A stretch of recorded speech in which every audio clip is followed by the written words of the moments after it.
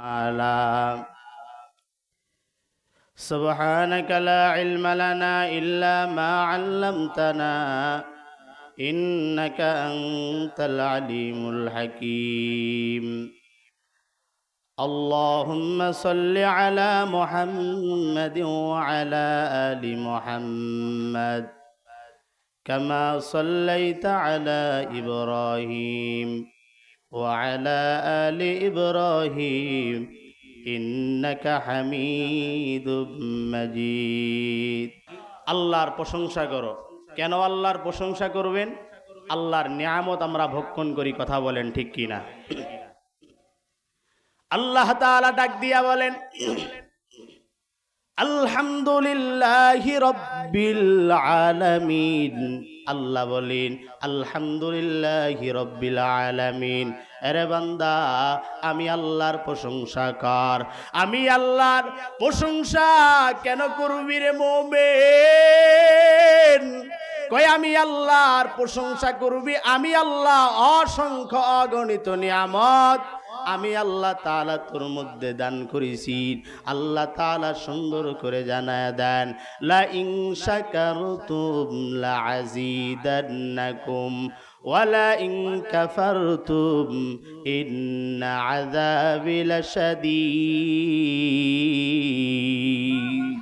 কাদেরে কুদরত তুদারি বর কামাল আংতা রব্বি আংতা হাসবি জুল জালাল ইয়া ইলাহি তু মেরা মাবুদ হায় ইয়া ইলাহি তু মেরা মাশুক হায়। এরে নবীর উম্মতের দল, আল্লাহর প্রশংসা কেন করব রে মুমিন? আল্লাহ বলে বান্দা চতুর্দিকে তাকায় দেখো, আমি আল্লাহর নিয়ামত। এরে বান্দা ডানে তাকায় দেখ, আমি আল্লাহর নিয়ামত। বামে তাকায় দেখো, আমি আল্লাহর নিয়ামত। সামনে পিছনে তাকায় দেখ, আমি আল্লাহর বড় নিয়ামত। এরে বান্দা নিজের দিকে তাকায় দেখো, আমি আল্লাহর বড় নিয়ামত। আল্লাহ তুমি আমারে কি নিয়ামত দান করিছো? আল্লাহ ডাক দিয়া বলে, হাত দুইটা কত বড় নিয়ামত জানো? যার হাত নাই তারে গিয়া বলবা হাত কেমন বড় নিয়ামত। যার পা নাই তারে গিয়া বলবা পা কেমন নিয়ামত। যার দুইটা চক্ষু নাই, চোখ কত বড় নিয়ামত বান্দা তুই দেখ। যার চোখ নাই তারে গিয়া যাও চোখ বড় নিয়ামত। এরে বান্দা যার পা নাই তারে গিয়া জিগাও পা কত বড় নিয়ামত। যার নাই সে নিয়ামতের মর্যাদা বুঝে, কথা বলেন ঠিক কিনা? আল্লাহ বলেন আমি আল্লাহর নিয়ামতের শুকরিয়া আদায় করবা, আমি আল্লাহ তাআলা তোমার নিয়ামতগুলো আরো বেশি বেশি বাড়ায়া দিব। আল্লাহ বলেন তবে শুনে নাও, শুকর আদায় করবা, পাশাপাশি ধৈর্য ধারণ করতে হবে। কি ধারণ বলেন তো দেখি?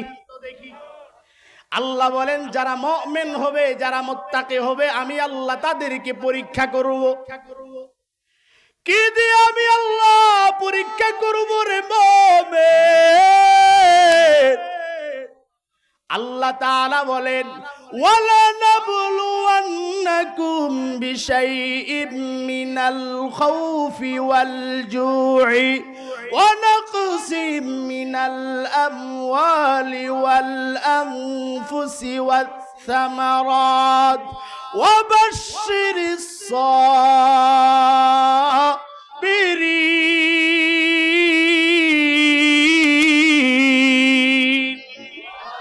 আমি আল্লাহ তাআলা মুমিনদেরকে পরীক্ষা করব ভয় দিয়া, ক্ষুধা দিয়া, কি দিয়া? আমি আল্লাহ তাআলা মুমিন মুসলমানদেরকে পরীক্ষা করব ভয় দিয়া, ক্ষুধা দিয়া, গরিব বানায়া, ধনী বানায়া আমি আল্লাহ পরীক্ষা করব।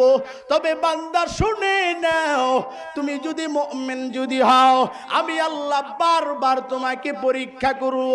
এরে বান্দা শুনো, বান্দা তুমি যদি ধৈর্য ধারণ যদি করতে পারো, আমি আল্লাহ বিনা হিসাবে তোমার এই জান্নাত দান করে দিব। কেমন ধৈর্য ধারণ করবেন?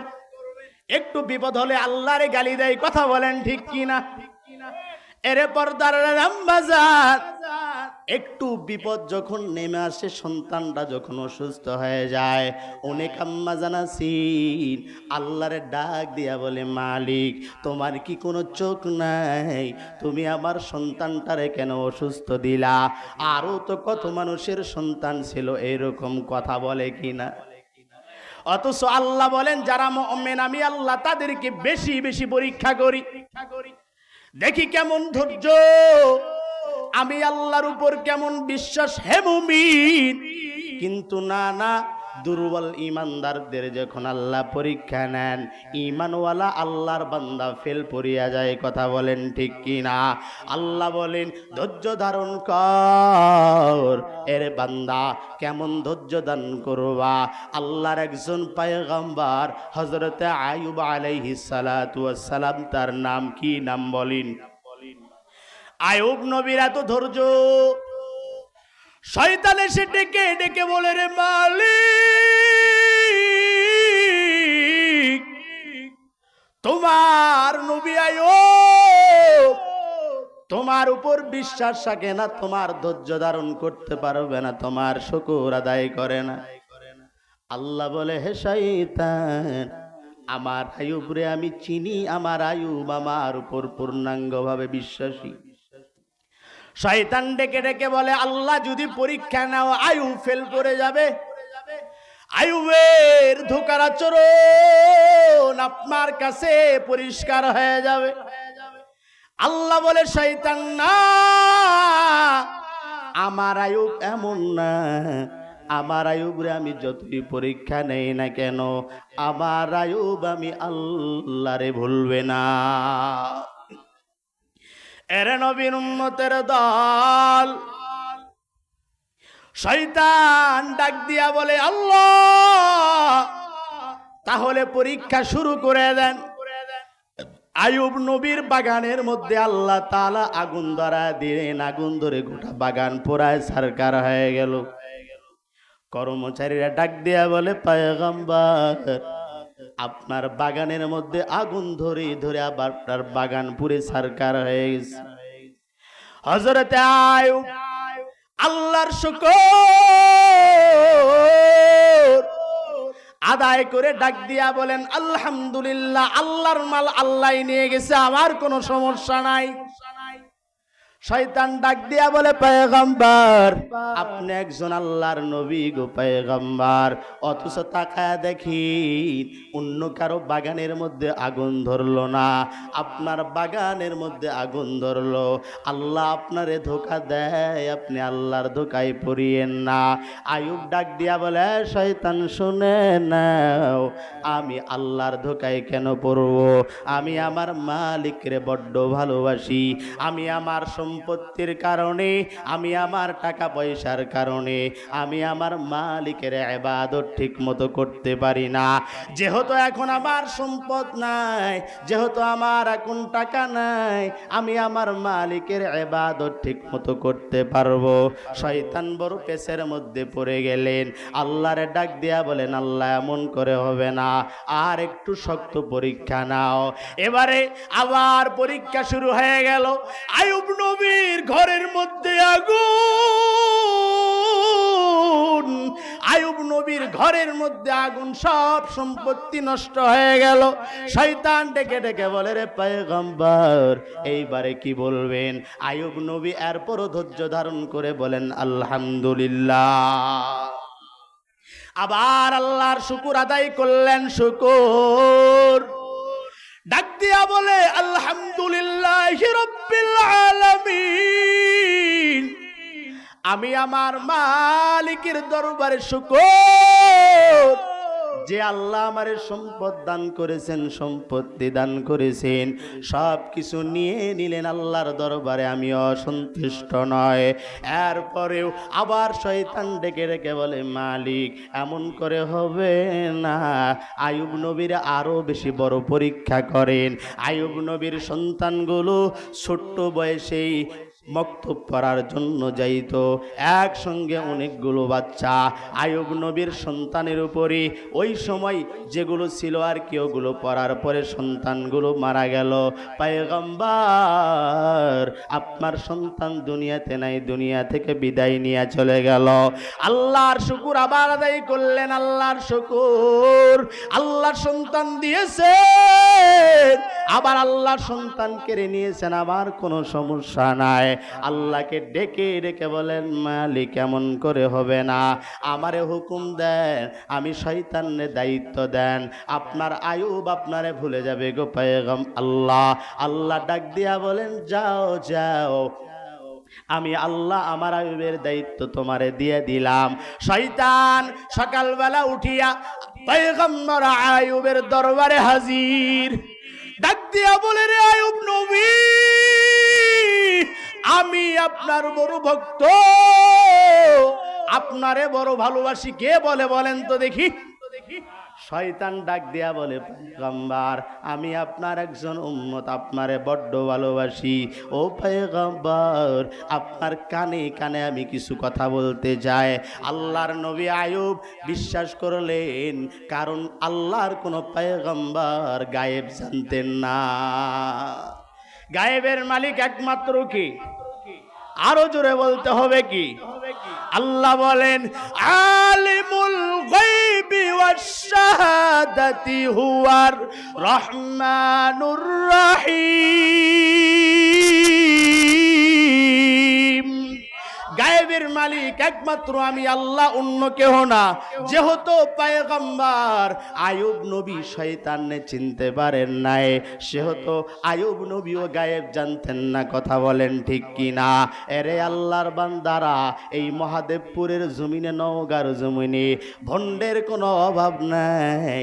কত আল্লাহর বান্দা তাকায় তাকায় দেখবা বুজরুকি করে। কথা বলেন ঠিক কি না?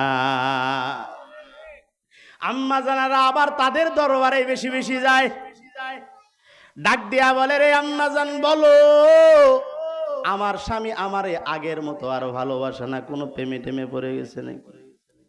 ওই মেয়ে আবার একটু নিঃশ্বাস ছাইরা ডাক দিয়া বলে, আম্মা জান আপনার কপাল বড় খারাপ, আপনার বাড়ির পাশে খাটো একটা চিকন চাকান মেয়ের প্রেমে পড়ে গেছে। এগুলো আছে না নাই? জোরে বলতে হবে, আছে না নাই? আইয়ুব নবী চিনতে পারলেন না। শয়তান পয়গম্বরের কাছে গেলেন, কানে কানে কিছু একটা বলার পরে আইয়ুব নবীর কাছ থেকে সরে আইসা অট্ট হাসি দিয়া ডাক দিয়া বলে, আইয়ুব রে, যে ঠইকা গেলি রে আইয়ুব। এই কথা বলিয়া অট্ট হাসি দিয়া আইয়ুব নবীর দরবার থেকে শয়তান বাইর হয়ে গেল। পয়গম্বর রাত্রেবেলা যখন ঘুমের মধ্যে যখন চলে গেলেন, আল্লাহর নবী সকালবেলা ঘুম থেকে উঠিয়া দেখলেন তার চেহারার মধ্যে ছোট্ট ছোট্ট ফোসকার মতো উঠে গেল। পয়গম্বরের এই ফোসকাগুলো ধীরে ধীরে ধীরে ধীরে বড় হতে লাগলো। এক সময় শরীরের মধ্যে পচন ধরা শুরু হয়ে গেল, শরীরটা পয়সা নষ্ট হয়ে যাইতেছে, শরীরের মধ্যে পোকা, গন্ধর কারণে তার আত্মীয় স্বজনগুলো সরে গেল এবং তার পাড়া প্রতিবেশীগুলো সবাই ধীরে ধীরে পলায়ন করতে লাগলো। স্ত্রীগুলো ডাক দিয়া বলে, পয়গম্বর স্বামী আমার, আমাদেরকে তালাক দাও, আমরাও তোমার দরবার ছেড়ে চলে যাইতে চাই। একমাত্র আইয়ুব নবীর একজন স্ত্রী ছিলেন। এই স্ত্রী ডেকে ডেকে বলে, স্বামী আমার, দুনিয়ার সবাই যদি ছেড়ে যায়, আমি স্ত্রী তোমারে ছাড়তে পারবো না।